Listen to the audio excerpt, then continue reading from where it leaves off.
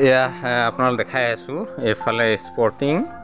এইফালে শাৰ্ট এটা দুটা এইফালে এটা শাৰ্ট এইফালে এটা শাৰ্ট আৰু এইফালে আপোনাৰ জিন্সৰ পেণ্ট এটা দুটা এইফালে এটা হাফ পেণ্ট এইফালে আপোনাৰ হাফ পেণ্ট এটা আৰু তলত পুনৰ আৰু হাফ পেণ্ট এটা সো এইখিনি যে আপোনালোক দেখাই আছোঁ আপোনালোক হয়তো ভাবিছে এইখিনি হয়তো ৰেডিমেডত অনা বা তেনেধৰণৰ বুলি ভাবি আছে সো এয়া তেনেধৰণৰ একো নহয় ইয়াৰ আৰু এটা বিশেষ কাহিনী আছে মই আপোনালোক কৈ আছোঁ সো বন্ধুসকল এই যে আপোনালোক দেখালোঁ কাপোৰ এইখিনি এই কাপোৰখিনি ক'তো আমি বজাৰৰ পৰা অনা নহয় বা এইখিনি কোনো ৰেডিমেড কাপোৰ নহয় সো এই আমি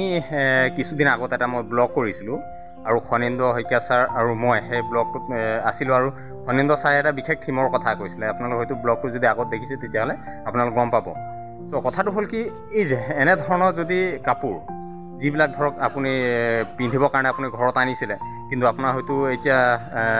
সেই কাপোৰখিনি সৰু হৈ গ'ল বা আপুনি সেইখিনি ব্যৱহাৰ নকৰে তেনেকুৱা হয়তো আপোনাৰো যথেষ্টখিনি কাপোৰ চোলা চাৰ্ট বা আপোনাৰ তেনেধৰণৰ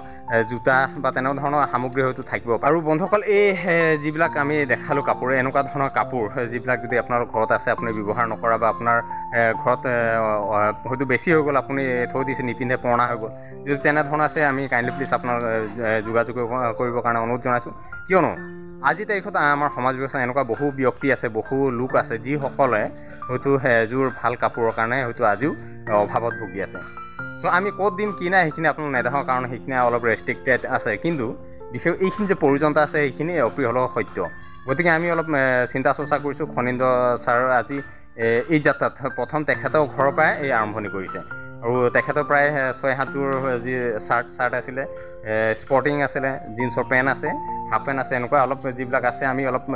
ধুই পখালি ধুনীয়াকৈ ইস্ত্ৰি মাৰি মেলি পিনে য'ত য'ত আমাৰ অলপ প্ৰয়োজন সেইখিনি আমি অলপ দিবৰ কাৰণে চেষ্টা কৰিছোঁ আৰু বন্ধুসকল এইফালে আমাৰ খনিন্দ্ৰ ছাৰ আছে ছাৰ যাত্ৰা আজি আপোনাৰ ঘৰৰ পৰা প্ৰথম হৈছে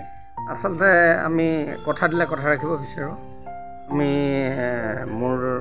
মানে জন্মদিনৰ এনেই চৰকাৰীভাৱে এটা আছিলে আৰু এটা বাৰ্থডে দিনাখনে মুঠতে এইটো থিমটো লোৱা হয় থিমটো লৈছিলোঁ কিন্তু আমাৰ মানে সময় অসুবিধাৰ কাৰণে আমি য'ত ত'ত ঘূৰি ফুৰিব লগা হ'ল তাৰপৰা চিন্তা কৰিলোঁ যে নাই এনেকৈ মানুহক কথা দি যদি কথা ৰাখিব নোৱাৰোঁ তেনেহ'লে মানুহৰ মানৱতাটো নাইকিয়া হৈ থাকিব তো সেইটো ভাবিয়ে আজি আমি ওলালোঁ আচলতে কাপোৰ আছে মোৰ এতিয়াও আছে কিন্তু কথাটো হ'ল এতিয়া ঘপককৈ হৈ গ'ল আৰু কিছুমান মানে ইস্ত্ৰি মাৰি দিছোঁ আৰু বাকীখিনি ধুৱাই মেলি আৰু বাকী কৰি দিম পৰৱৰ্তী মানে তেতিয়া ঠাণ্ডা দিন আহিব জেকেট নিশ্চয় দি দিম অ'কে চ' বন্ধুসকলে এইখিনি কথাটো হ'ল যে কি এইখিনিতে এটা কথাই কৈ থওঁ যে এই পুৰণা কাপোৰ দিছে বা কিবা বুলি হয়তো ইয়াতো বহুতে হয়তো কণ্ট্ৰভাৰ্চি কৰিবলৈ আহিব কিন্তু অপ্ৰিয় সঁচা কথা এইটোৱে যে আপোনাৰ ঘৰত যদি ভাল জোতা এযোৰ আপুনি নিপিন্ধা বা আপোনাৰ হয়তো সৰু হৈ গ'ল থাকি গ'ল ভাল জিন্সৰ পেণ্ট এটা ভাল চাৰ্ট এটা আছে ভাল স্পৰ্টিং এটা আছে সেইখিনি কাৰোবাক যদি আপুনি অলপ সহায় কৰিব পাৰে আৰু এবাৰ কৈ দিয়ক যদি কাৰোবাৰ এনেকুৱা ধৰণৰ যদি সহায় কৰাৰ ইচ্ছা আছে কাইণ্ডলি আমি ডেছক্ৰিপশ্যনত কণ্টেক্ট নম্বৰ মোৰ লগৰ দুজনমান নীলিম আছে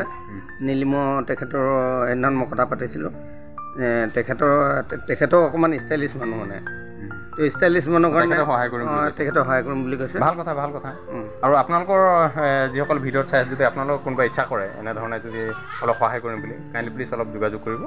আমি আপোনালোকৰ হৈ পিনে এইখিনি যিমান পাৰোঁ অলপ দিবলৈ চেষ্টা কৰিম আৰু এটা ইয়াতে কৈছোঁ আচলতে পুৰণা বুলি নহয় আমি পুৰণা বুলি দিয়া নাই আচলতে যিকোনো বস্তু লোৱাৰ পাছত পুৰণা হয় গাড়ীখন আজি কিনিলোঁ কাইলৈ সি পুৰণা হ'ব এতেকে সেই গাড়ীখন পুৰণা হৈ নাযায় ঠিক তেনেদৰে চোলাটো আজি পিন্ধিলোঁ পিন্ধাৰ লগে লগে কাইলৈ যদি মই আকৌ পিন্ধোঁ সেইটো পুৰণা হৈ নাযায় আচলতে পুৰণা কোনটোক কয় যিটো ফটা চিটা একদম মানে ধ্বংস হৈ যোৱা সেইটোকহে আচলতে হেৰি ক'ব আমি তেনেকুৱা কাপোৰ কেতিয়াও নিদিওঁ য'ত ধৰক মানুহক অলপ পিন্ধিব পাৰে ভাল ভাল তো বন্ধুসকল বৰ বেছি দেৰি নকৰোঁ যিহেতু বতৰো প্ৰায় পৰি আহিলে আবেলি হৈ আহিলে আৰু যথেষ্ট গৰমো লাগিছে সেইটো কাৰণে আমি ওলাইছোঁ খনিন্দ্ৰ ছাৰ ওলালে আমি যাওঁ আৰু এইখিনি অলপ বিতৰণ কৰোঁ আৰু ভিডিঅ'ত চাই আপোনালোকে কেনেকুৱা লাগিলে অলপ কমেণ্ট কৰি জনাব নাপাৰিব আৰু যদি কাইণ্ডলি আপোনালোকৰ ওচৰত যে এনেধৰণৰ সাজ পোছাক বা কিবা আছে তেতিয়াহ'লে কাইণ্ডলি প্লিজ অলপ যোগাযোগ কৰিব বন্ধুসকল ইতিমধ্যে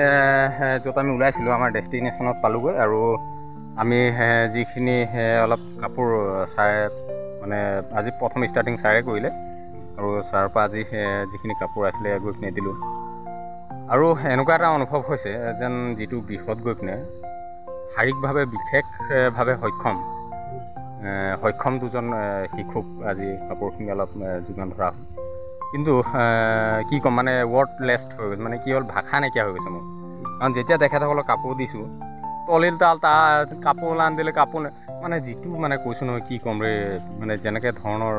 সিহঁতৰ এটা আনন্দ উৎসাহ লগে লগে কাপোৰ পিন্ধি মানে কি ক'ম বহুতে হয় সঁচাকৈ। মইতো সেই সময়ত নোৱাৰিছিলোঁ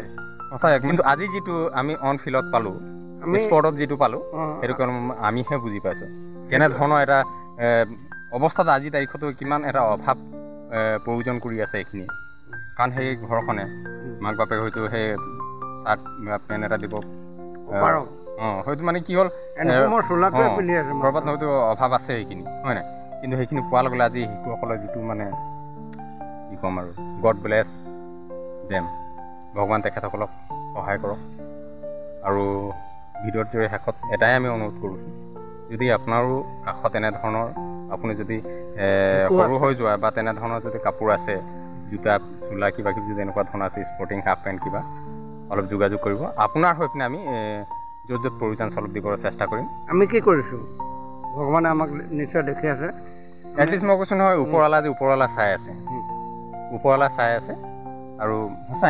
এনেকুৱা মানে এটা মই হেৰি যে পোৱা নাছিলোঁ। খালি মানে কি হ'ল এনেকুৱা এটা মানে ম'মেণ্ট